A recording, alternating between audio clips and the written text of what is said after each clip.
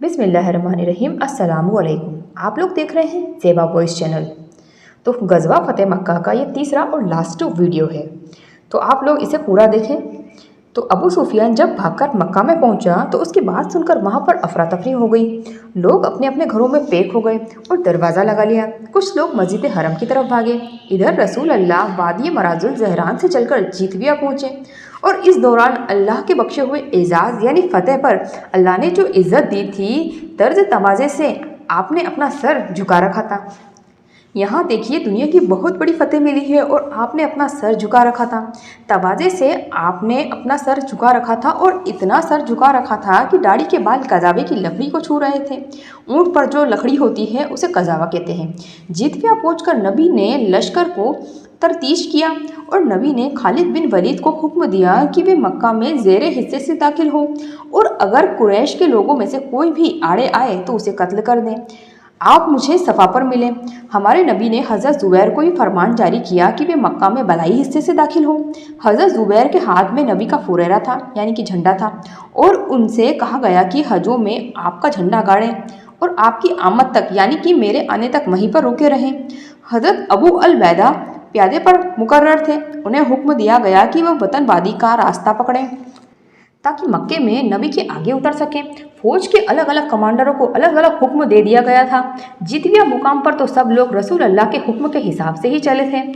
हालात इस तरह से थे कि हज़रत खालिद और उनके साथियों के रास्ते में जो भी मुशरिकीन आया उसे कत्ल कर दिया गया। हज़रत खालिद के दो साथी थे, करस बिन ज़बीर फहरी और खनेस बिन खालिद, शहीद कर दिए गए थे क्योंकि ये सहाबा रास्ता भटक गए थे और वे दूसरे रास्ते से मक्का में दाखिल हो रहे थे। तो मुशरिकीनों ने इनको पकड़ लिया और कत्ल कर दिया। खजावा पहुंचकर हज़रत खालिद की मुठभेड़ कुरैश के ओबाशों से हुई और मामूली से झड़प के बाद ही 12 मुशरिकीन मारे गए और इसके बाद मुशरिकीनों में भगदड़ मच गई और हमास बिन केज, जो कि मुसलमानों से जंग करने के लिए हथियारों को ठीक किया करता था, वो भी जाकर अपने घर में घुस गया। हज़रत ज़ुबैर ने ईज़ो में मस्जिद फ़तेह के पास में रसूल अल्लाह का झंडा गाड़ दिया और आपके लिए एक कुबा निस्फ किया और मसलसल वहीं ठहरे रहे यहाँ तक कि रसूल अल्लाह तशरीफ़ लाए। हमारे नबी ने मस्जिद हरम में दाखिला लिया, वो ये कि किस तरह से एक जीत के बाद में दाखिला लिया। गर्दोपेश मौजूदा अंसार और मुहाजिरीन के जुलूस में मस्जिद हरम में तशरीफ़ लाए। आगे अंसार, आगे मुहाजिरीन, पीछे अंसार, पीछे मुहाजिरीन। धूल उड़ रही है 10,000 आदमियों का लश्कर के साथ हमारे नबी रसूल अल्लाह सल्लल्लाहु अलैहि वसल्लम मस्जिद हरम में दाखिल हुए। आगे बढ़कर हुज़्रे अस्वद को चूमा और फिर बैतुल्लाह का तवाफ़ किया। इस वक्त आपके हाथ में एक कमान थी और बैतुल्लाह के इर्द गिर्द और इसकी छत पर 360 बुत थे और इसी कमान से आप बुतों को ठोकर मारते जाते और आप कहते जाते, हक आ गया है बातिल चला गया है, बातिल जाने वाली चीज़ है, हक आ गया है, बातिल की चल फिर निरस्त हो गई है। आपने 360 बुतों को अपनी कमान से चेहरे के बल नीचे गिरा दिया। आपने तवाफ़ अपनी ऊँटनी पर बैठकर किया। कुछ लोग कहते हैं कि कस्बा पर बैठकर किया, कुछ लोग कहते हैं कि शहाबा पर बैठकर किया। हालात एहराम में नहीं होने की वजह से सिर्फ तवाफ़ पर ही इक्तफ़ा किया। तकमील तवाफ़ के बाद में हज़रत उस्मान बिन तलहा को बुलाकर काबे शरीफ की चाबियाँ ली और फिर आपके हुक्म से खाने काबा खोला गया और जब काबे शरीफ के अंदर दाखिल हुए तो कई तस्वीरें नज़र आई जिसमें हज़रत इब्राहीम अलैहिस्सलाम की तस्वीर थी, हज़रत इस्माईल अलैहिस्सलाम की तस्वीरें थी और इनके हाथ में फालगिरी के तीर थे। आपने इन तस्वीरों को देखकर फरमाया, अल्लाह इन मुशरिकीनों को हलाक करे। खुदा की कसम, इन दोनों पैगंबरों ने कभी भी फाल के तीर इस्तेमाल नहीं किए हैं। आपने खाने काबा में एक लकड़ी की बनी हुई कबूतरी भी देखी और हुजूर ने अपने दस्त मुबारक से इस लकड़ी की कबूतरी को भी तोड़ दिया और सारी तस्वीरें आपके हुक्म से टुकड़े टुकड़े कर दी गई और इसके बाद में आपने अंदर से दरवाज़ा बंद कर लिया। हज़रत ओसामा और हज़रत बिलाल भी दोनों ही आपके साथ अंदर मौजूद थे। फिर दरवाजे में मकाबिल की दीवार का रुख किया और जब दीवार 3 हाथ रह गई तो हमारे नबी रुक गए। इन दिनों खाना काबा में 6 खंबे थे। फिर वहीं आपने नमाज पढ़ी और फिर बैतुल्लाह के अंदरूनी हिस्से का चक्कर लगाया। फिर तमाम गोशों में तकबीर व तौहीद के कलमात पढ़े और फिर दरवाज़ा खोल दिया गया। कुरैश मस्जिद हरम में सफ़े लगाए हुए खचाखच भरे हुए थे और इन्हें इंतज़ार था कि आज हमारे हक में क्या फ़ैसला होगा। आपने खाना काबा के दोनों बाजू पकड़ लिए और कुरैश को मुखातिब किया कि अल्लाह के सिवा कोई माबूद नहीं है, वे तन्हा हैं और اس کا کوئی شریک نہیں ہے۔ اللہ نے اپنے وعدہ سچ کر کے دکھایا، اللہ نے اپنے بندے کی مدد کی اور تنہا سارے جتھوں کو شکست دی۔ سنو، بیت اللہ کی تیش برابری اور حاجیوں کے پانی پلانے کے علاوہ سارا اعزاز، کمال یا خون میرے ان دونوں قدموں کے نیچے ہے۔ یاد رکھو، قتل قطع شبہ عمد ہے جو کوڑے اور ڈنڈے سے ہے، مظلومات ہے یعنی 100 اونٹ جس میں 40 اونٹنیوں کے شکم میں ان کے بچے ہیں۔ اے قریش کے لوگوں، اللہ نے تم سے جاہلیت کی نخوت اور باپ دادا کا فقر کا خاتمہ کر دیا ہے، اور سارے لوگ آدم سے ہیں اور آدم مٹی سے ہیں۔ اس کے بعد میں ایک آیت تلاوت کی جس کا معنی یہ ہے کہ اے لوگوں، ہم نے تمہیں ایک مرد اور ایک عورت سے پیدا کیا ہے اور تمہیں قوموں قبیلوں میں تقسیم کر دیا ہے تاکہ تم ایک دوسرے کو پہچان سکو۔ تم میں سب سے زیادہ اللہ کے نزدیک باعزت وہی ہے جو سب سے زیادہ متقی ہو، بے شک اللہ جاننے والا ہے اور خبر رکھنے والا ہے۔ قریش کے لوگوں، تمہارا کیا خیال ہے کہ میں تمہارے ساتھ کیسا سلوک کرنے والا ہوں؟ قریش کے لوگوں نے کہا کہ آپ کریم بھائی ہیں، کریم بھائی کے نام سے جانے جاتے ہیں۔ تو رسول اللہ صلی اللہ علیہ وسلم نے کہا کہ میں تم سے وہی بات کہہ رہا ہوں جو حضرت یوسف علیہ السلام نے اپنے بھائیوں سے کہی تھی، آج تم پر کوئی سزا نہیں ہے، آج تم آزاد ہو، جاؤ میں تمہیں معاف کرتا ہوں۔ اس کے بعد میں نبی صلی اللہ علیہ وسلم مسجد حرم میں بیٹھ گئے اور حضرت علی جن کے ہاتھ میں کعبے کی کنجی تھی، آپ کے حاضر خدمت ہو کر عرض کیا، حضور ہمارے لیے حجاج کو پانی پلانے کا اعزاز کے ساتھ خانہ کعبہ کے اعزاز کی فرما برداری کا اعزاز بھی جمع فرما دیجیے، اللہ آپ پر رحمت نازل کرے۔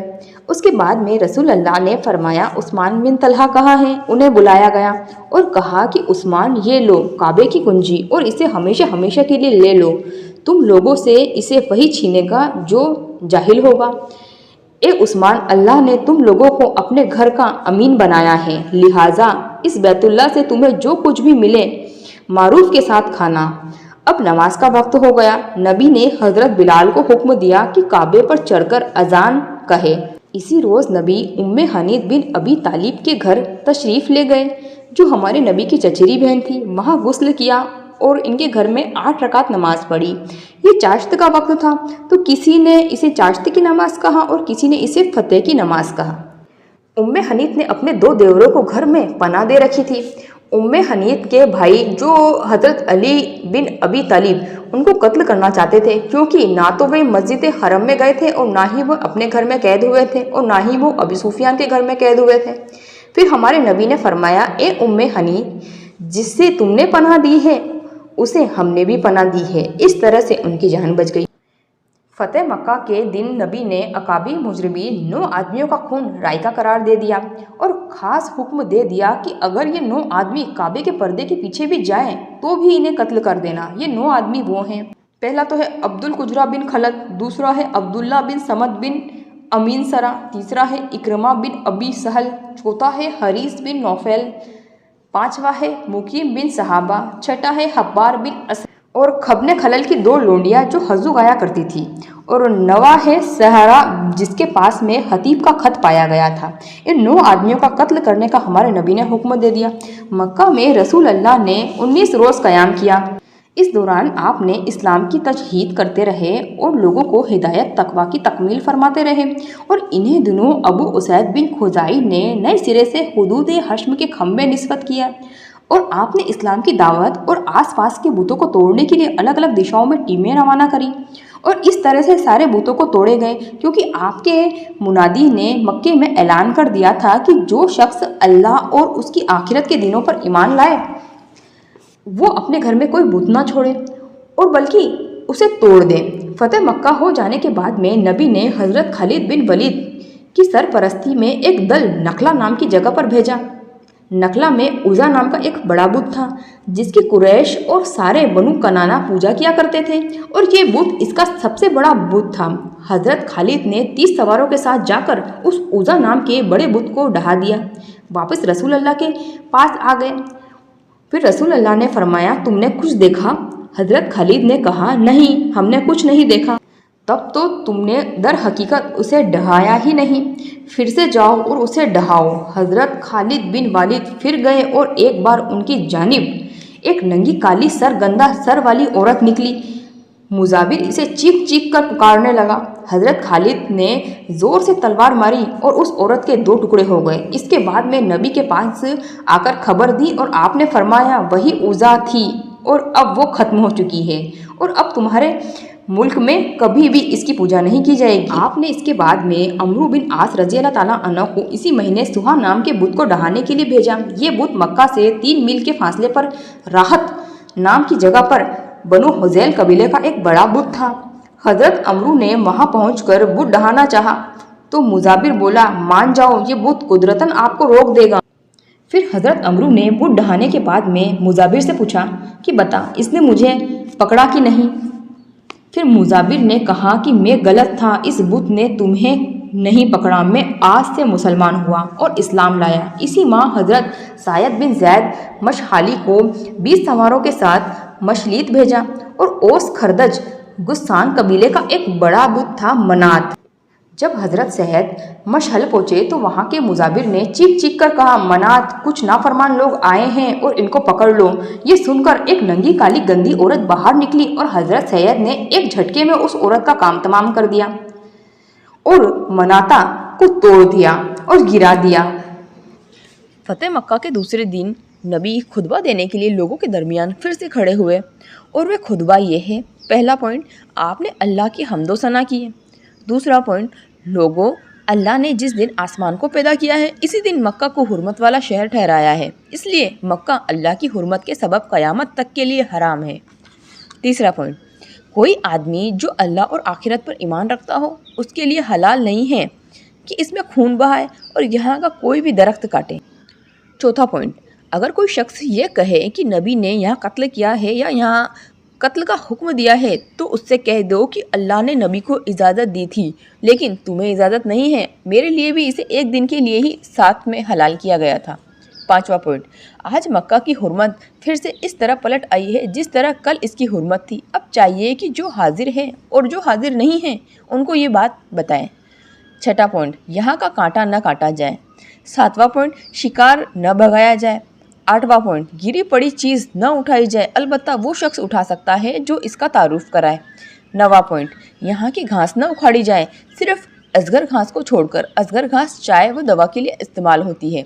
किसी ने किसी को कत्ल किया तो मकतूल के औलिया को 2 बातों का अख्तियार होगा कि चाहे तो कातिल का खून बहाए या चाहे तो इससे बेच ले। 10वां पॉइंट, यमन के एक आदमी जिसका नाम अबू शाह था उठकर अर्ज किया था कि रसूल अल्लाह, इसे कत्ल के हुक्म को मेरे नाम लिखवा दीजिए।